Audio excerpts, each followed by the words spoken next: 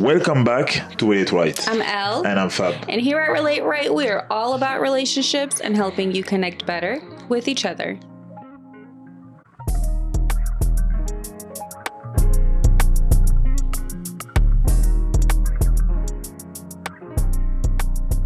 It is easier to be naked physically than naked emotionally.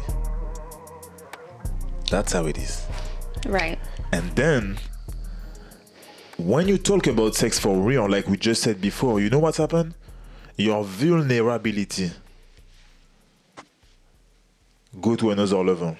It's true. You need to be vulnerable when you're in a relationship. It's very important. Your truth. Your true self. But talking about sex is so awkward for most people. And like, especially women, like as a woman, nobody ever asks you, what do you like? And then to even say it to your man can feel like really embarrassing or shameful, or even just like, not even to your man, just even kind of thinking about what you like and then verbalizing it. It's very difficult to do that. It's difficult because we know how the education has been in the past. You know that even to say that, even for a woman to say that I like to be touched this way, is gonna, if you say that, you're gonna look like a type of girl. That's true. Certain type of girl. But you can be partner and be in war constantly. I think that happens a lot. You can be partner, I would say it again, and be in war constantly. Right. That is when you don't know how to resolve conflict. Because all the time that you have a conflict, it's who is right, who is wrong, right? Who did it again, who start, why, blah, blah, blah, and blah, blah, blah. I can continue, But at the end, none of you, because sometimes you need one. Yeah. You're not gonna shift your mindset at the same time. Sometimes in some argue, of course. Because sometimes you're more hungry than your partner. Yeah. So it's your turn to say, okay. Let me come back and say, okay, let's find a solution. Right. And then your partner will come with you. Yeah. So if both of you are in war constantly, nothing's gonna change. Everything's gonna explode. Yeah. And you're gonna kill each other. You know what I mean? I think the most important thing to remember is that when you're in conflict with your partner, you need to remember to talk to them like you're talking to someone you actually love. Because you do love them. Yeah. And when we're angry, we forget to do that. We forget that we're talking to a person we love. Everything is coming from ego. Yeah. And you need to put that aside. I mean, I've been there, we've all been there. We've been there too. So it's not always easy to step outside of yourself and your immediate need to be right. Because to be vulnerable is actually quite scary. You can't do that with everybody. You have to do it with people that you trust, with people who you hope will, listen to you. Yes. And take that into consideration to try to understand you. Because, with sharing all these things, there's you might be scared of being rejected. You might be scared of retribution. You might be scared of judgment. And it's like, it makes you so raw, so human. That's the thing as well. If in the relationship, you are scared to be rejected when you think about sharing those fear that you have inside you, you won't do it. Well, that's where the safe environment for your emotional needs, or even for to sharing this vulnerability with your partner, it's important, because otherwise you will never do it. You will never be vulnerable if your partner didn't create the space for you to be vulnerable. It's impossible, because you will do it one time maybe. If they judge you, if they react, if they just even don't listen. Because when you are vulnerable, you take this courage inside you to say, okay, I'm gonna talk about it. It's painful, even it's painful for me to say it, because also you imagine the answer of the people who are next to you and your partner. So you imagine what he will feel if you say that as well. There is all these things as well who come to you before to talk about it. But then when you say it and you see, you feel, you see, and you watch that, they don't listen. They don't take it seriously. They judge you. It's finished. You close the door. Well, yeah, and I think You close the even door. even before you get to that point, because men are obviously conditioned to not share. So, but women are also conditioned to think that vulnerability in a man is weakness and softness. Yes. And there has been lots of cases where a man has decided to be vulnerable, and the woman is like, "Yo, I don't want to be with him anymore because now she thinks he's soft. Now she thinks he can't deal with life. Now she thinks he can't lead. Now she thinks he can't take care of her. You know what I mean? And these are the unfortunate, I guess, societal expectations that we put on each other. Yeah. I feel like the women who gonna react like that are the women who are conditioned to be submissive wife. Also. I just think, That's and the thing. I agree with you, but I also think that, yo, everybody wants everything in this society. Like, nobody is realistic. Yeah. Nobody is realistic. And that's another reason why everything is falling apart. All the relationships are falling apart. I'm serious, because even those women, they're like, oh, they want to be submissive, but only to the things they want to be submissive to. But then the guy has to do this, and then he has to do that, and he has to provide for her, and I don't know, go to the gym and cook her food and, I call treat her, open her door and shit like that. But then you know, she also wants to have a say. yeah. But it's all very like, Selfish. that's what I mean. It's selfishness.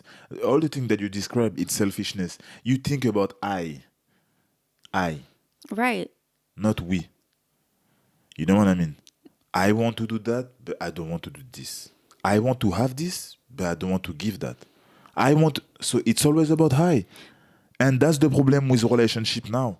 It's always about I. We talk about it in the previous podcast, Right. but when you are in a relationship and you only think about yourself, and consciously or consciously, when you only think about yourself, you won't be able to commit. It will be impossible. You won't be able to be vulnerable as well in the same way. And that's where the relationship now are falling apart, because at one point you're like, I deserve better. Yeah, people think that all the time. I deserve better. You just have to be a little bit vulnerable. You just have to be a little bit lonely. You just have to be a Yeah. little bit down to listen to somebody's bad advice. Yes. And that's the thing. Like, even, as you're talking, I'm over here thinking about how, a lot of men these days as well, boys, men, they struggle. They struggle to talk to a girl even, because of their Yeah. anxiety and their, Yeah. depression or whatever they're dealing with. Even doesn't even have to be anything clinical or anything, you know, that's that high on the spectrum. It's just you're feeling a little down, you're feeling a little shy, you're feeling scared. And then you go and you listen to Andrew Tate, who tells you to take what you want and be assertive and show up with confidence. And when you don't have other male role models, you might misinterpret that information into aggression, to taking what you want. You might interpret that into something that might hurt somebody else. And then you might interpret it, oh, well, women like men who are aggressive and mean, Oh, just because she said no doesn't mean Doesn't it mean. meant Yeah. no for real. Yeah. Sometimes they say, oh, no, but, they mean yes. And so you are manipulating the state of young boys. And I don't think a lot of young boys want to act that way. And then when they do, and then they get shut down or they get in trouble or they get, you know, ostracized from a society Yeah. because they're behaving in that way, Yeah. they are confused even more. And there is nobody to explain it to them. There's nobody who want to listen to explain it to them. It's Right. better.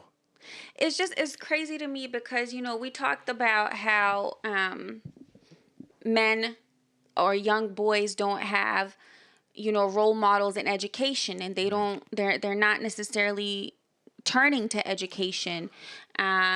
We talked about how there's like the least amount of men in the workforce Yeah.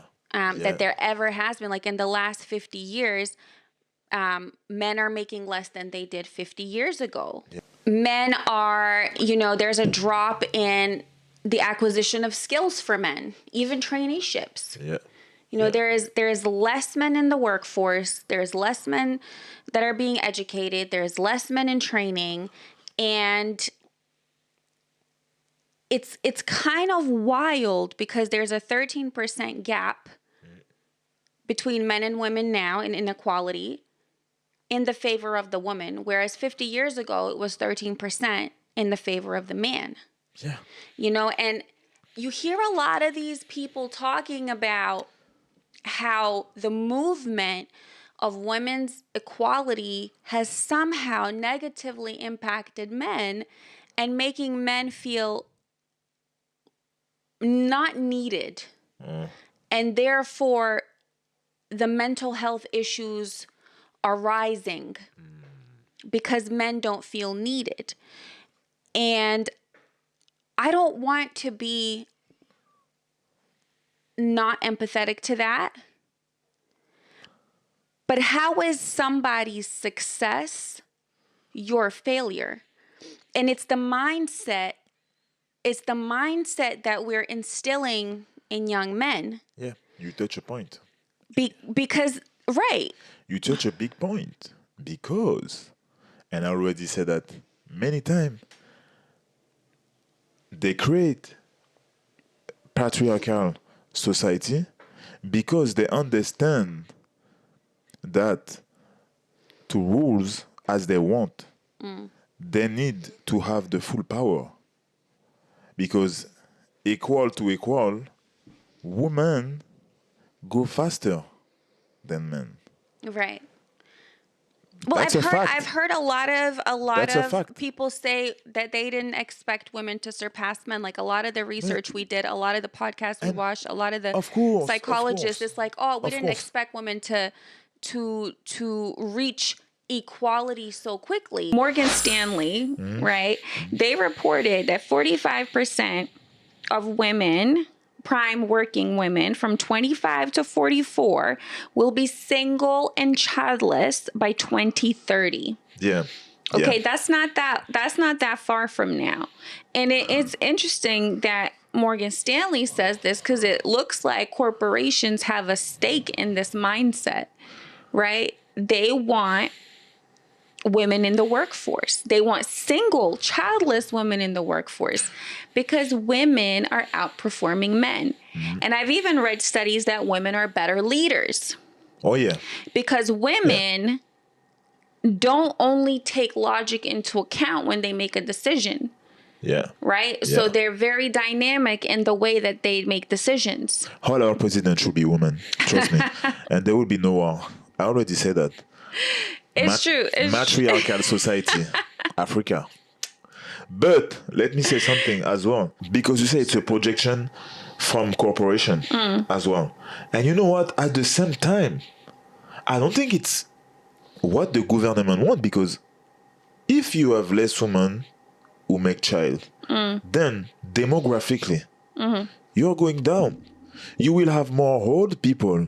And we know that I like our older, but it's not the old people who bring the economy who up. bring the economy up. So at the same time, you fucked up your Well, I mean, we're going to society. get real deep in here, You know. but, even birth rates have gone down. Exactly, but why? Because you are making the women fighting against their major instinct. But it's not, it's that, but it's also the lack of support that women get, 1, from corporations, 2, from the government, and 3, from men. I'm not fighting with you. I'm okay No, with you. I know, but Okay, that's what I'm saying. I'm like, I'm okay with you. It's a losing battle. Yeah. It's unfortunately a battle. Of and course. that's why women are like, listen, I'm tired of this. Yeah. I'm going to do what fulfills me.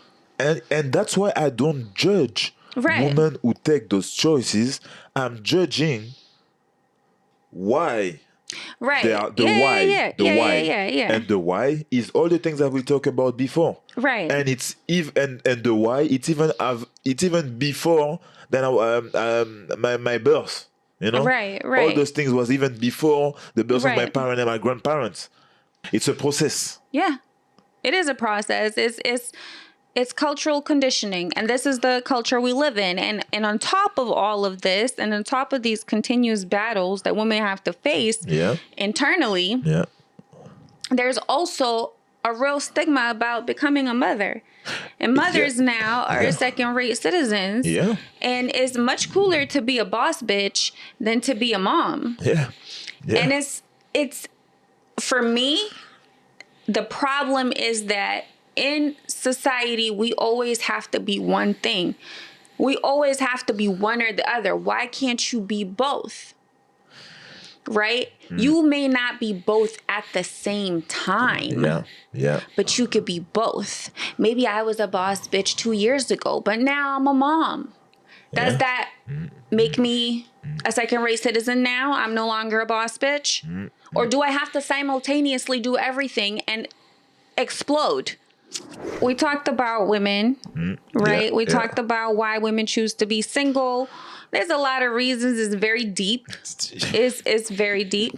But from a man's perspective, tell me, what is the real, honest, nitty-gritty truth as to why men don't want to commit? Why do men want to be single? You see, compared to the women where it's a result of the pressure of the society, it's the contrary for the men. It's the fear of certain criteria who's been asking to them to be in a relationship now. Now it's not just because you're providing that you're a good we can be a partner, you know? Yeah. You're a valuable partner. And then you start to install fear in certain men because a lot of those young men as well, or even after 30s as well, we are lost as well in this life, you know, in terms of our emotion. There is also the trend of how you should be a businessman. You should be this. You should be that. If you don't have your business, have 25, or you don't make $1 million, you are nothing. You know what I mean? So we have all those things again in this society who make us fragile. Yeah. Mentally. Right.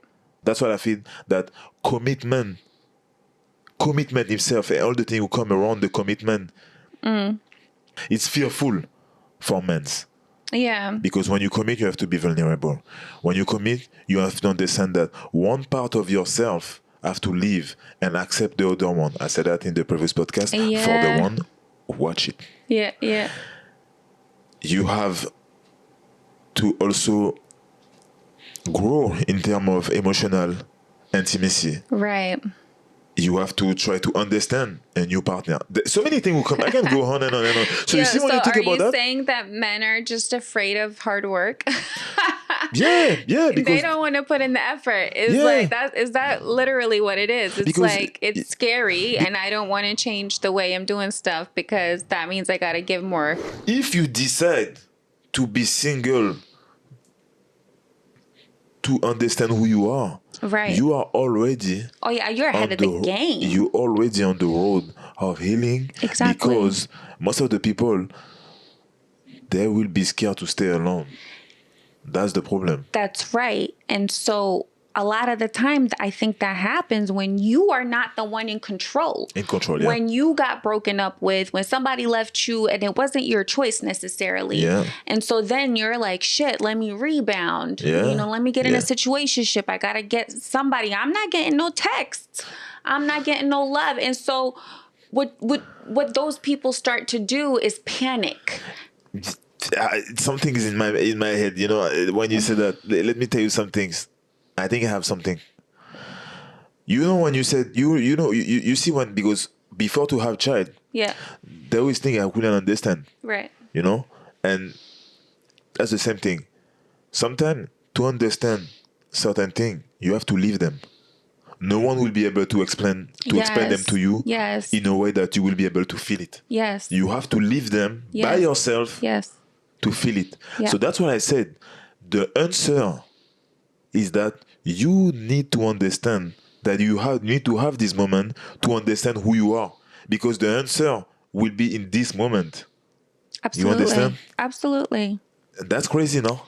That's beautiful at the same time. It is beautiful. That is all about assuming your situation and finding what's great about it. Because being single, consciously deciding to be single, or if you're just thrown into the deep end, it is really about mindset. It is really about, how do I put my mindset to learn to enjoy this time, to be grateful for this time. Yeah. Because it does not happen forever. Like, it's not forever. Yeah. You know, and to use this time productively. I'm not saying you can't party. I'm not saying you can't go out, have fun, do your thing. I'm not saying that. Do it. For sure. Do it. Get it out your system. Do it. Have a great time. Yeah. But what I am saying is, like, you also have to really be productive in your healing. You have to assume that you're in pain. Yeah. You know, you can't just be like partying, smoking, drinking, doing your thing, jumping into a next relationship, you know, because then you're just hiding from the pain. You're just like, you jump into a new relationship and then what? You still going to do the same thing. And even if we have the power to heal, don't forget, you can heal, but if you only go down in term of emotion, in term of failed relationship, you may never come back. It's true. You may never come back from this. You may constantly do the same mistake again and again without even have this thought of breaking the cycle. Yes. Without even knowing that you are inside the cycle. It's literally an opportunity to fall in love with your life. Yes. And to do the things you want to do. Yeah. You know, if you wanted to travel. If you wanted to go to, you know, specific restaurants and eat food you couldn't eat it. Yeah. If you, whatever it is, join the community, start a business, focus on self-care. I don't know. Redefine your vision. Yes. Redefine your goals. Exactly. Yeah. Take care of you. Take care of your body. Take care of your mind, your soul. Yeah. And I think society still puts a lot of pressure on people to be in a relationship when they're single. Yeah. It's like, are you looking? Where are you looking? Are you dating? Yeah. Who are you like? And if you're not, people are like, "Are you okay? Are you okay?" Yeah. Even you feel bad. Well, when you buy into that, when you buy into that, yeah, for sure. But if you love what you're doing, then it's fine. Like, I still remember, like, when I was single, I'm telling you, that first year, best and worst year of my life, because I had moments. And when I was actually doing research on this topic, I was like, wow, I actually did a lot of this stuff. Yeah. But it wasn't necessarily like a conscious thing that I was doing. I wasn't like researching how to do the steps. It's just something that it just happened. Yeah. You know, and like, I remember there was, you know, times when for 4 days I couldn't get out of bed. I would be in bed. I'm not joking. Yeah.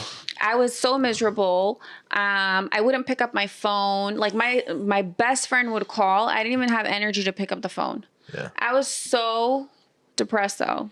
Okay. Yeah. And I would get out of it. And then I would like get up, do what I want, be spontaneous, go out, book trips. I went like on a trip every quarter all around the world.